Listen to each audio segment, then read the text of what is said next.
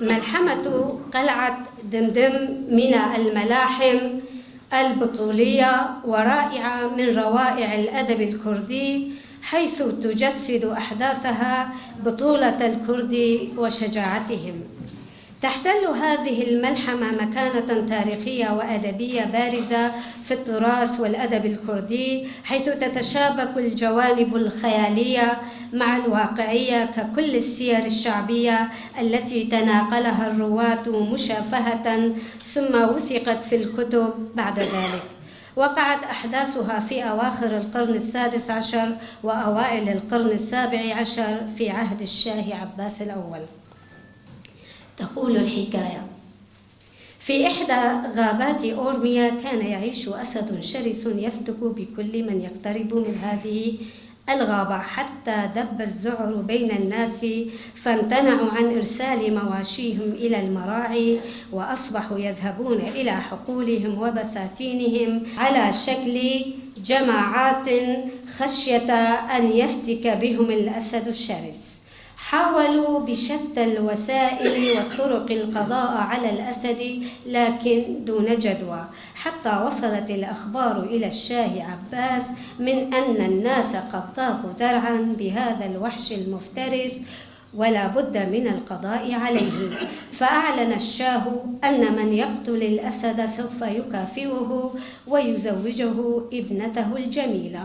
شاع الخبر بين الشباب فتهافتوا لخوض غمار هذا الامتحان الصعب والمخيف، لكن شجاعتهم كانت تتحطم عند تخوم الغابة ما أن يأتيهم صوت زئير الأسد فيفروا خائفين. وهنا يظهر خانو الشاب الكردي الفقير الذي يعمل راعيا للبقر، ويذهب إلى الشاه ويخبره بأنه جاهز للقيام بهذه المهمة التي عجز عن أدائها شباب أورميا. وبالرغم من أن الشاه يرى ذلك مستحيلا، إلا أنه يأذن لخانو بالذهاب، ويذهب خانو بسيفه المتواضع الذي صنعه بيده وبترسه الصغير قاصدا الغابة. وكونه راعيا كان من السهل عليه تحديد مكان تواجد الأسد ليحتاط له. وما إن اشتم الأسد رائحة خانو حتى ملأ زئيره أنحاء الغابة وهجم عليه بكل شراسة، لكن خانو تصدى له بكل قوته، فوقعت يده في فم الأسد وتهشمت بين أنيابه. ولم يسنه قطع يده عن أداء مهمته، فانهال على الأسد ضربا بالسيف حتى أرداه قتيلا، فوقع صريعا يتخبط في دمائه بعد أن كان ذئيره يملأ الغابة صدى.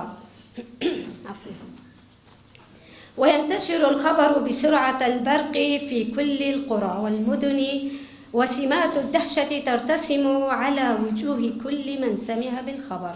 فمن يصدق أن هذا الراعي الفقير قد تمكن من قتل الأسد بكل شجاعة؟ وما إن وصل الخبر للشاه عباس حتى أرسل في طلب خانو ليوفي له بوعده ويزوجه بابنته، فقام بتعويض يده التي قطعت بيد ذهبية وجعله وزيرا له، وأصبح خانو يعرف بصاحب اليد الذهبية، خاني لبزيرين بالكردي، وأقام مع زوجته في قصر الشاه نشاهية الكبير.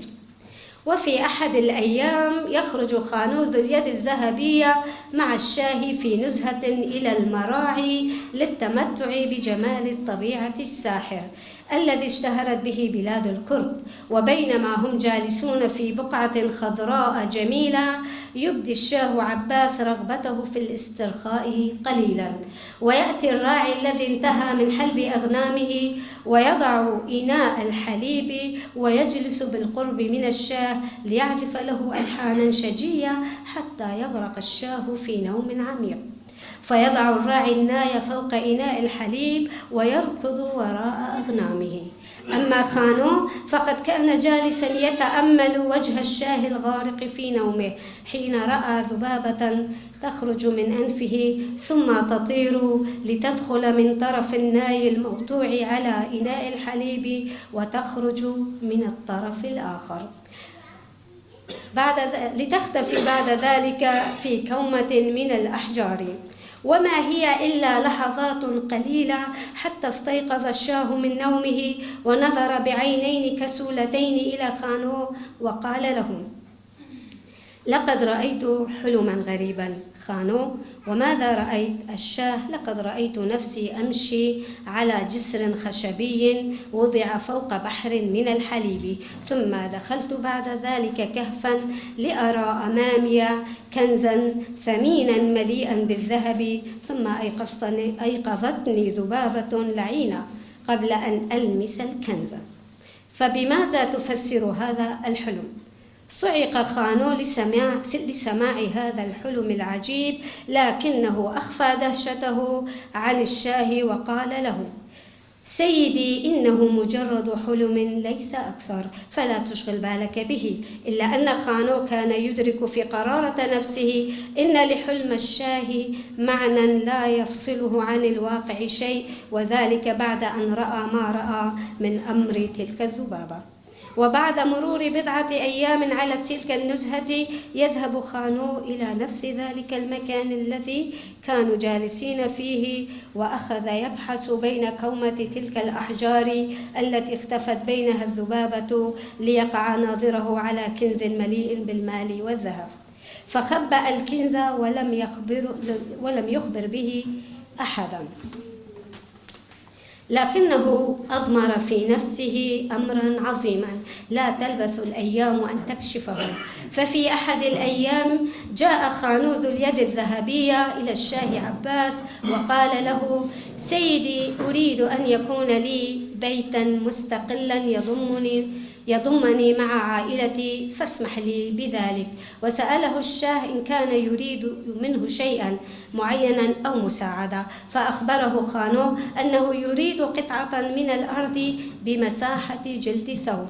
ومع أن الشاه تعجب من طلبه لكنه وافق عليه، وجاء خانو بجلد ثور وقام بحياكته وتحويله إلى خيط رفيع طويل جدا، ثم يقيس بمساحة ذلك الخيط قطعة من الأرض ويدفع ثمنها للشاه عباس حتى لا يكون للشاه عليه دين يلزمه برده يوما.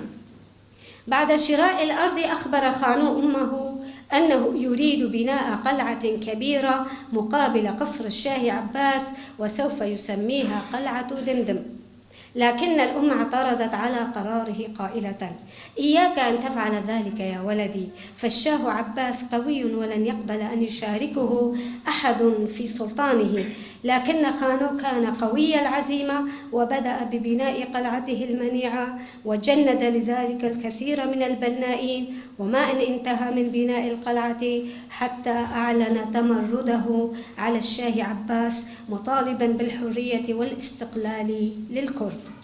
لم يصدق الشاه في البداية أن خانو قد أعلن عصيانه عليه، وقال عند سماعه للخبر: لقد كافأت خانو وجعلته وزيرا لي، وصنعت له يدا ذهبية، ولن يجرؤ على مواجهتي. إلا أن إصرار خانو على المضي قدما في تمرده ومطالبته بحقوق شعبه المشروعة أثبت للشاه عباس أنه أمام حقيقة ساطعة، فأعد العدة لمواجهة خانو، فلجأ للترغيب تارة والترهيب تارة أخرى، لكن دون جدوى. ونشبت حرب ضروس بين جنود الشاه وبين خانو ورجاله، كان النصر فيها لخانو ورجاله، إلى أن لجأ الشاه إلى فرض حصار على القلعة ورجالها.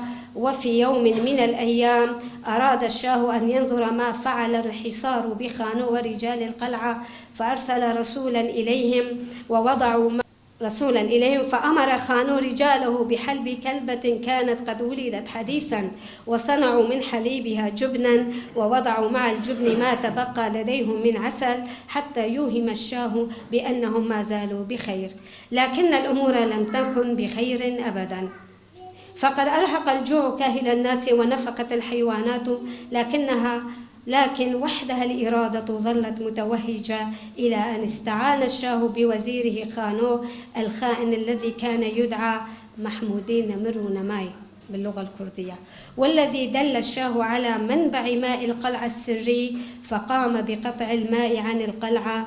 وعلم خانو بخيانة الوزير فقتله، ورمى بجثته في حوش القفر الشهنشاهي، ليعلم الشاه أنه كشف خيانة الوزير. وبعد قطع الماء أدرك خانو أن النهاية أصبحت وشيكا، فقام بإضرام النار بالقلعة، مفضلا الموت على الخنوع والاستسلام، ولتكون ملحمة دمدم شاهدا على بسالة الكرد حينما يريد أن يقاتل من أجل الحرية.